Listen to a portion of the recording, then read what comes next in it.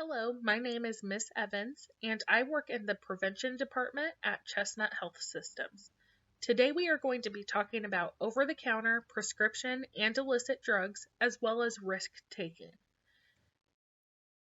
To begin, we are going to talk about risk-taking. There are many reasons why youth and teens like to take risks, but it is important to be able to distinguish between the risks that are worth taking and the risks that are not. There are two types of risk-taking, healthy and unhealthy, and they each have their own characteristics or formulas that define them. For unhealthy risks, the formula is that it can be unsafe, can hinder goal achievement, may cause unwanted consequences, and may even be illegal. To be an unhealthy risk, it only needs to meet one of those characteristics. For example, if the risk is illegal, it is automatically an unhealthy risk. Or if it can get you into trouble, like getting grounded, again, it would automatically be an unhealthy risk. Unhealthy risks typically result in a negative consequence for the person making the decision, and sometimes they even affect the people around the decision maker negatively. The other type of risk-taking is healthy risks, and the risk formula for that is that it is safe, legal, supports goal achievement, and helps you learn something new. Healthy risks allow you to try new things outside of your comfort zone and gain new skills that you otherwise may not have. Some examples of healthy risk-taking include joining a new sport, trying out skateboarding, auditioning for your school's talent show, or even making new friends. All of these would meet the four characteristics of the healthy risk-taking formula. Knowing how to distinguish between healthy and unhealthy risks can help you with making the right decisions as you get older and have more opportunities to take risks. Next, we are going to start talking about the three different drug types, and we are going to begin with over-the-counter drugs, or more commonly referred to as OTC medications. OTC medications consist of anything that someone could buy off of the shelf at the store. These medications do not require a prescription or a doctor's approval. For some medications, it may be required that the individual has to be 18 or older in order to purchase it, and they may only be able to purchase it in limited quantities. These medications are made in a licensed laboratory and are tested before they can make it on the shelf to be sold. Some examples of this medication can include Tylenol, allergy medications, and vitamins. The next drug type is prescription drugs, and for these, an individual has to have a doctor's permission before they can access it.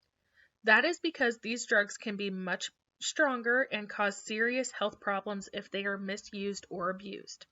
Before a doctor writes a prescription for a medication, they consider many factors so they can be sure that they give the individual the right medication at the right dose.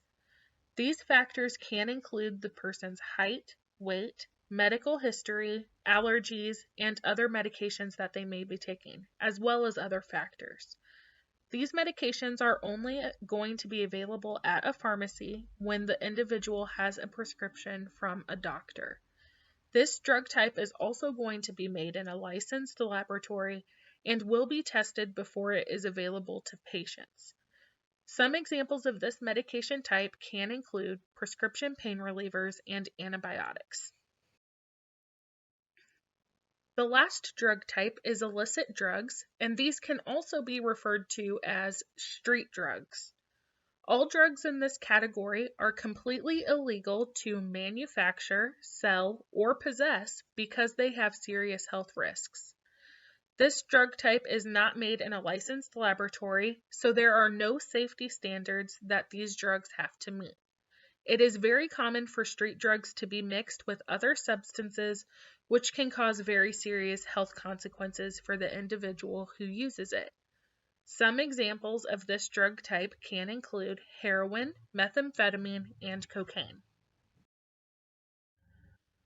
So, after talking about the three drug types, let's talk about the risk of harm associated with them. Some people think that prescription and OTC drugs are very safe and have very little risk associated with them.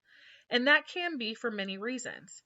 For one, prescription and OTC drugs are made in a licensed laboratory and have to meet certain standards before they are sold, whereas illicit drugs do not have those same standards. Also, illicit drugs are illegal, and prescription and OTC drugs are not. In fact, doctors recommend using certain prescription and OTC drugs when it is needed for our health. However, what some people may not realize is that prescription and OTC drugs can be just as dangerous as illicit drugs if they are misused or abused. Some prescription drugs have chemical similarities to illicit drugs, and so when they are misused, they can affect the body in similar ways.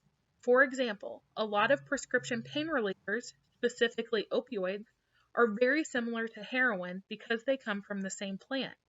Prescription stimulants, such as Ritalin or Adderall, have chemical similarities to cocaine and methamphetamine, which means that if someone misuses these prescriptions, they can have similar health effects as if they were using an illicit drug.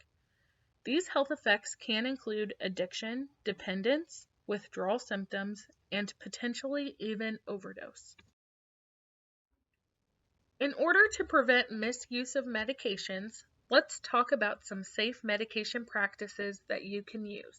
Number one, always follow the instructions given for that medication.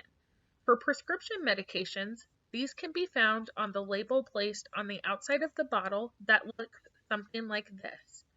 For OTC medications, directions can be found on the outside of the packaging and will look something like this. These directions will always tell you the amount of the medication that you are supposed to take and how often you are supposed to take it.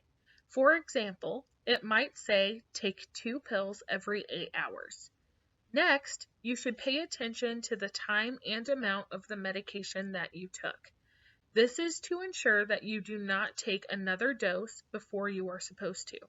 You should never take more than the recommended dose in the directions, as this can be very dangerous and cause serious health effects. So, if the directions are to take 2 pills every 8 hours, it is never okay to take more than 2 pills at a time. Last, you should never take someone else's medication, especially if it is a prescription medication. Remember that when a doctor writes a prescription for a medication, they have considered many factors for that individual. Each prescription is very unique to the person it was prescribed to because it is tailored to their health characteristics, including their height, weight, medical history, allergies, and other things. It is very dangerous to take a medication that was not prescribed to you because those health characteristics have not been considered for you. So that medication could cause serious negative health consequences because it could be too strong of a dose, interfere with other medications that you are taking, or even cause an allergic reaction. Remember to follow these safe medication practices with any medication that you are taking. I would like to give a special thanks to the Mendez Foundation and their Too Good for Drugs program, which is where all of this information came from that I presented today. If your teacher wants you to complete the activity for this lesson, please move on to the following slides. Make sure that you complete the correct activity for your grade level. Thank you for listening and learning with me today, and I hope you are all staying healthy and safe.